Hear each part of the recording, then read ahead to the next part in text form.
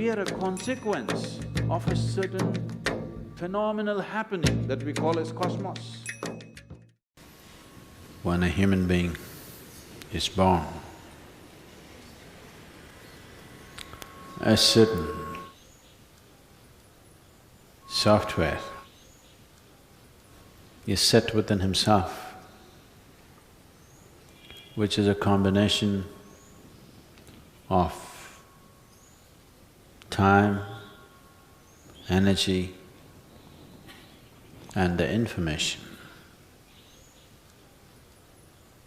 that he carries with him.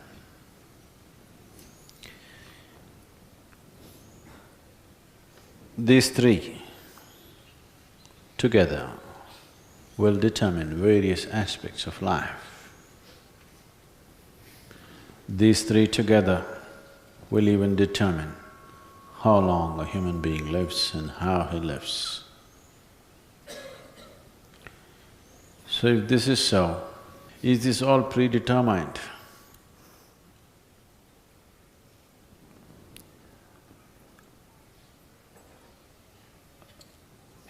The information is definitely predetermined.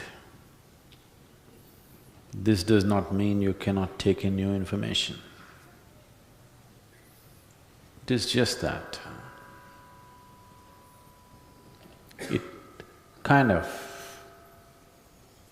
pushes you or pulls you towards certain type of things, depending upon what kind of information you have.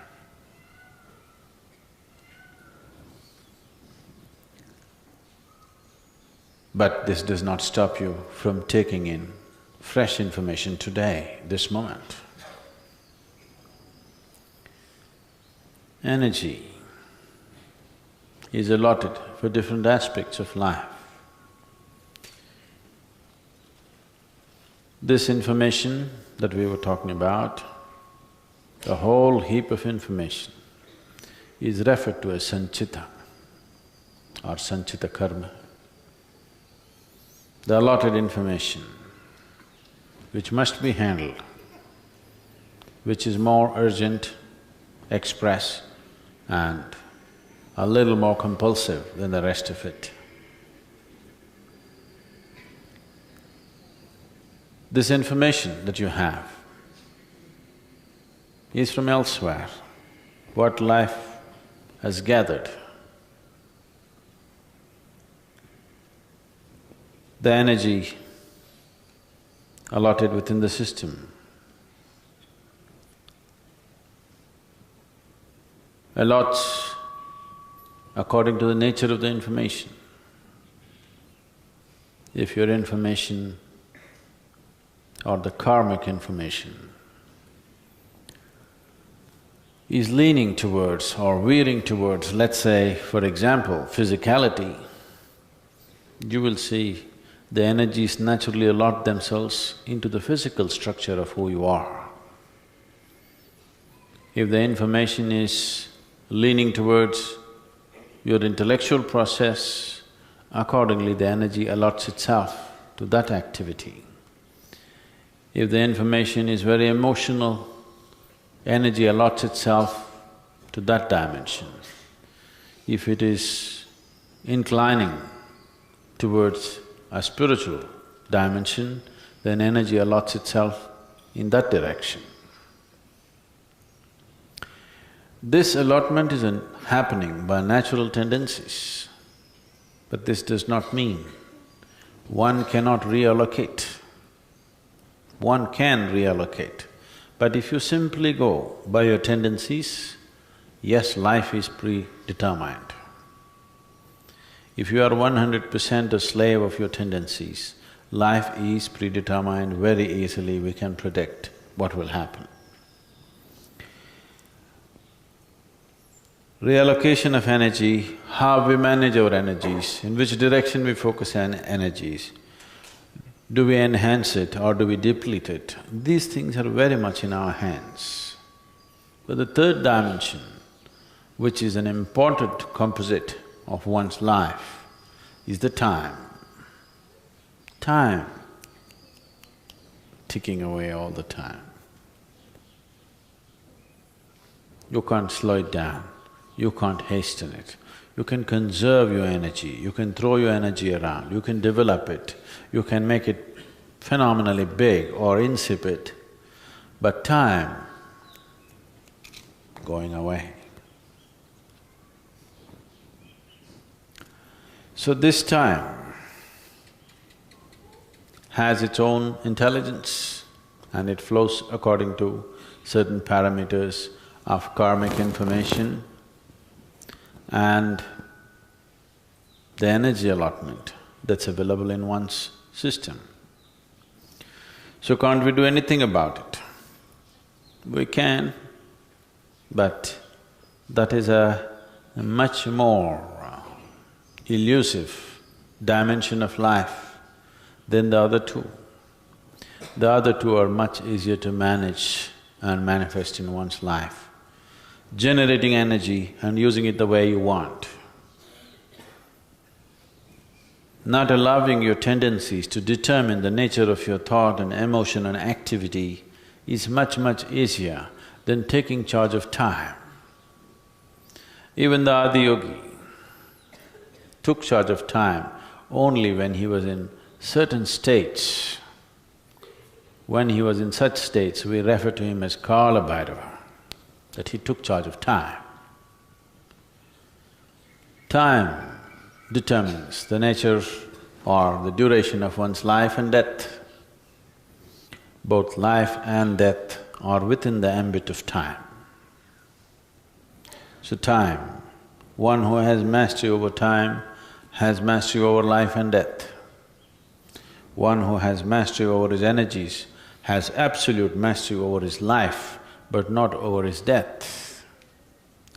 One who has mastery over his information, or one who has mastery over the tendencies which are caused by the information, or one who is free from the tendencies which are caused by the type of karmic information you carry, has mastery over the quality of his life, that whether this is pleasant or unpleasant.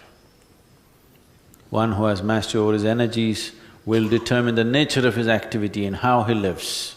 One who has mastery over time will determine the nature of his life and death, and he can determine whether he wants to live or die. So these three components together is the making of life. These three components together is what you are right now. The accumulation of body, the accumulation of information is essentially determined by these aspects. Depending upon what type of karmic information you have, you tend to go towards a certain type of information, certain type of activity. Depending upon how your energy is allotted, you naturally tend to choose certain type of activity. So they were asking me, Sadhguru, our activity, isn't it a barrier? If we give up activity, won't we be progressing spiritually faster? If you can give up all levels of activity, yes, for sure. Giving up activity, all levels of activity includes food and going to the toilet and what happens in your mind. Nice karma is the best karma. That means no activity, everything is at standstill. You just don't do work, that's not nice karma, that's bumming around.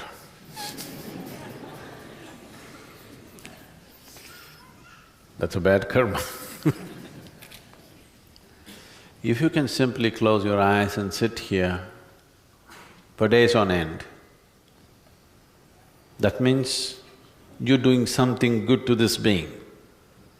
You stopped everything and just sit here, that means you're doing something absolutely wonderful to this being. Then we are fine with you. If you're doing something great to yourself, we are fine with you. If you can't do that, you must be doing something useful to 10 people around you. If you can't do that also, then you must just learn to listen to what other people say. Either you must be useful to yourself or to a few people around you. If you can't do both, what's the point of living, I'm asking? So you cannot do absolutely this and absolutely that, so little bit of closing the eyes, little bit of activity. Not little Sadhguru whole day, that's what I call as little.